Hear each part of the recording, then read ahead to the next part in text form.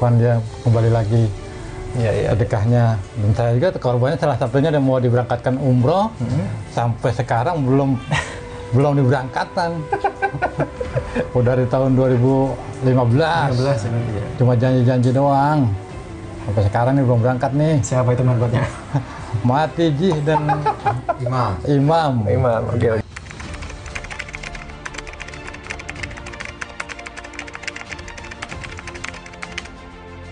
Dia ikut pengajian Yusuf Mansur, nikmatnya sedekah. Terus Yusuf Mansur tuh ceramahnya masalah sedekah terus kan.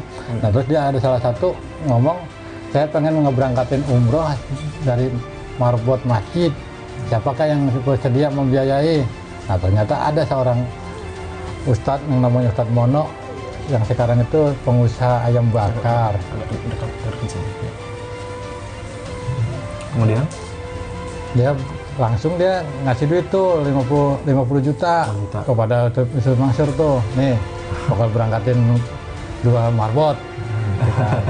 Ternyata sampai sekarang saya tunggu sampai belum dapat juga sampai sekarang, belum ada kabarin lagi. Bener udah sering ditanyain kapan tuh berangkat, ya sabar sampai sekarang. Kesiapannya udah ada ya, paspor segala macam udah ada ya. Udah bikin paspor nih dari tahun 2015 sampai sekarang nih belum.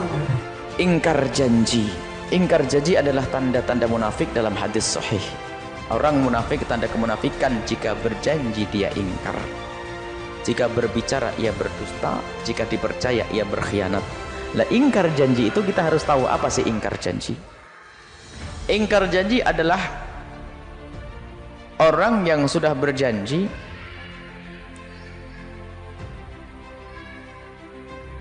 dan di dalam berjanji itu ia mampu untuk melakukannya,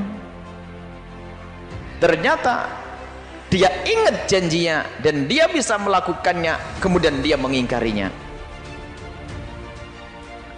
Pertama dia berjanji, yang kedua dia ingat akan janji, yang ketiga dia bisa memenuhi janji tersebut dan tidak ada benturan syariat atau kekurangan apapun, tidak ada udzur, ternyata dia mengingkari janji. Itu namanya ingkar janji, hati yang busuk.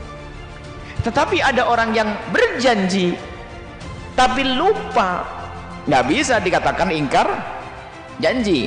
Mungkin tidak lupa, ada berjanji, ternyata besok insya Allah saya datang loh ya, insya Allah, ditunggu di rumah sampai siang tidak datang.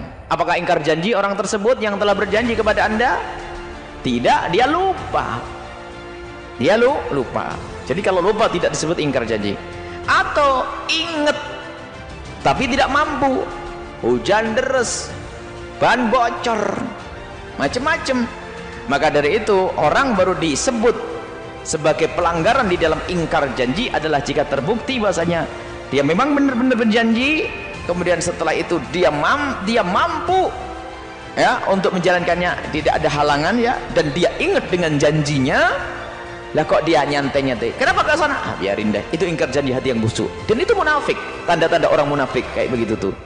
Maka kalau ada orang ingkar janji kepada Anda, yang perlu Anda tata adalah hati Anda, biar Anda tetap husnudzon. Mungkin dia begini, mungkin dia lupa, mungkin dia adalah ada halangan, sehingga hati kita baik terus kepada manusia.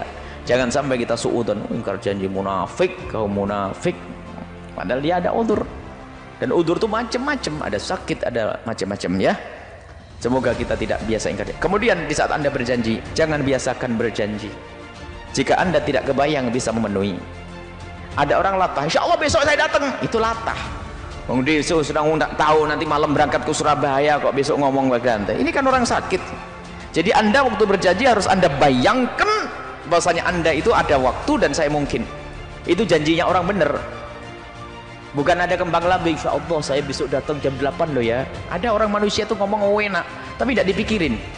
Baru setelah, iya jam 8 oh, saya harus ke Jakarta. Baik, jadi tolong di saat berjanji benar, yang hati-hati di dalam berjanji. Sebab kalau Anda ingkar janji, itu adalah tanda-tanda kemunafikan di dalam diri Anda. Semoga Allah menjauhkan dari sifat-sifat jelek dan sifat-sifat kotor tersebut.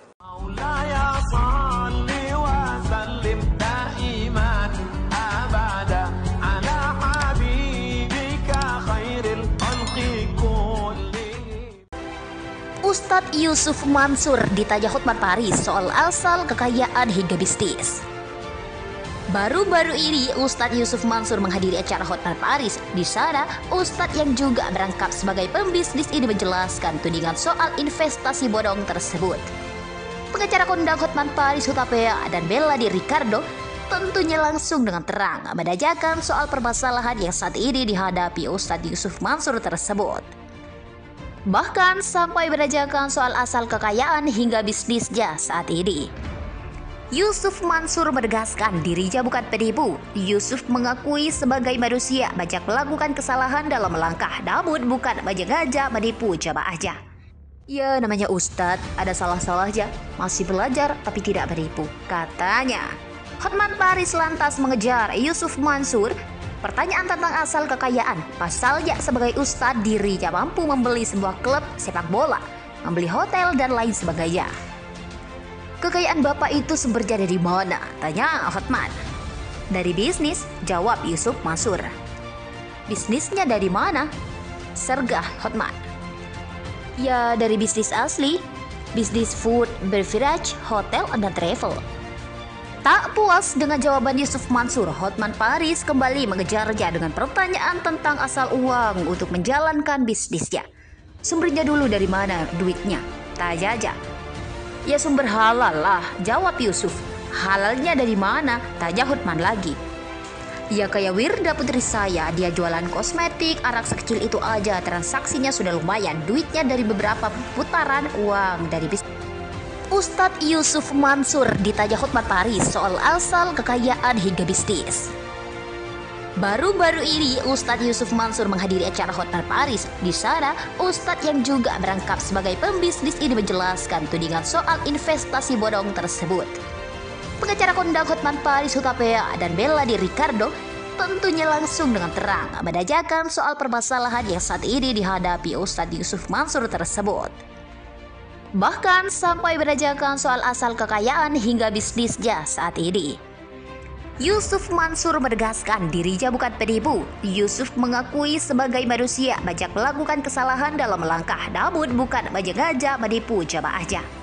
Ya, namanya Ustadz, ada salah-salahnya, masih belajar tapi tidak menipu, katanya. Hotman Paris lantas mengejar Yusuf Mansur.